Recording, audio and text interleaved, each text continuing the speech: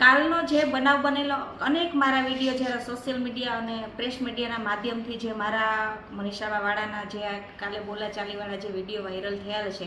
એ બાબતે કે જ્યારે આપણે ચોખ્ખું જ્યારે આપણે જોઈએ તો આપણે 100% ભાજપની ગુંડાગીરી દેખાય છે।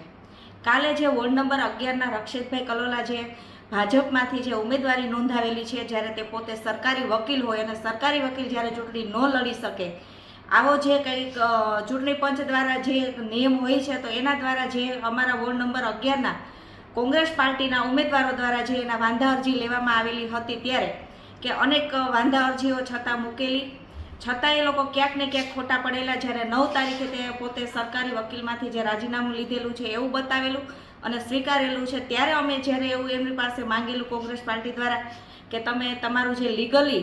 રાજીનામું ખરેખર સ્વીકારેલું હોય એ અમને આપો, એ પણ છેલ્લે સુધી પોતે રજૂ કરી શક્યા નહોતા। અને ત્યાર પછી જ્યારે એમણે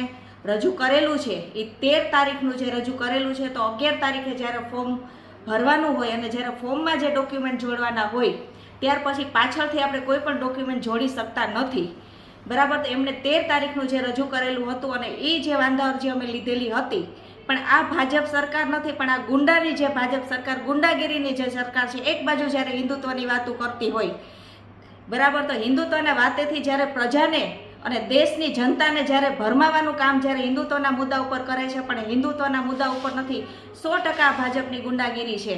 કે જ્યારે પોતાના તંત્રને પોતાના ખીચામાં રાખે છે, કલેક્ટરોને એટલું બધું પ્રેશર દેવડાવી અને જ્યારે એમણે ફાઇનલ કરાવેલું હતું ત્યારે જે પ્રેસ મીડિયાના માધ્યમથી જે અમે વાંધા અરજીઓ લીધેલી હતી એ બાબતે એવું બોલવા માટે જ્યારે મેં પ્રેસ મીડિયામાં બોલ્યું, ત્યારે જ આ રક્ષિતભાઈના જે ગુંડાઓ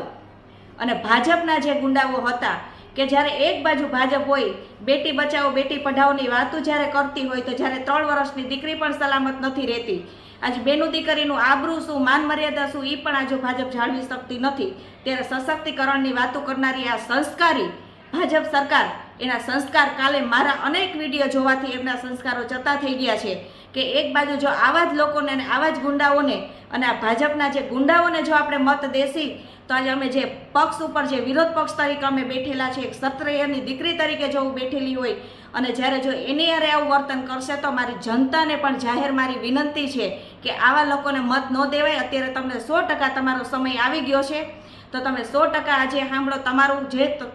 તમારું હિત હોય ત્યાં તમે મત આપો, એવી પણ મારી વિનંતી છે। અને બીજું મારું કહેવાનું એ છે કે ભાજપ સરકાર તો ગુંડાની છે, સશક્તિકરણની વાતો કરે છે, પણ એમાં અમુક પણ અમારા ક્ષત્રિય સમાજના જે ભાઈઓ બેઠેલા છે અને ભાજપે જેમને હાથા કરેલા છે, અને કાલે જે ભાઈનો વિડીયો મારી સામે જે મારી સાથે બોલાચાલી કરે છે અને અભદ્ર શબ્દમાં બોલે છે અને લાંબા હાથ કરીને બોલે છે, તો એ ભાઈને પણ નથી ખબર કે પોતે પણ એક ક્ષત્રિયનો દીકરો હતો, તો ભાજપમાં જ્યારે જઈ અને ક્ષત્રિયના સંસ્કાર પણ ભૂલી ગયો કે એને એમ પણ ન દેખાણું કે ક્ષત્રિયની દીકરી, ક્ષત્રિયનો ધર્મ છે કે 18 વરણને સાથે લેવો, અને કોઈ પણ બેન દીકરી હોય કે કોઈ પણ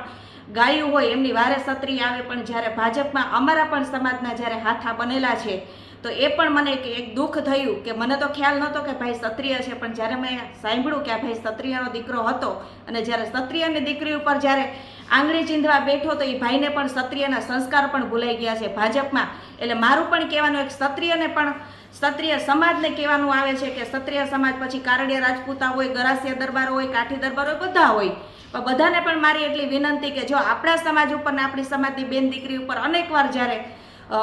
એમના આવી ટિપ્પણીઓ થતી હોય અને બેન દીકરી ઉપર જ્યારે આ વસ્તુ જે આવતી હોય અને જ્યારે આપણો જ સમાજનાને જ્યારે હાથો કરી અને જ્યારે આ ભાજપ કરાવતી હોય, તો આપણે સમાજે ચૂપ ન બેસાય, કારણ કે જ્યારે દેશને જરૂર પડી ત્યારે જ્યારે ક્ષત્રિયો આગળ હતા,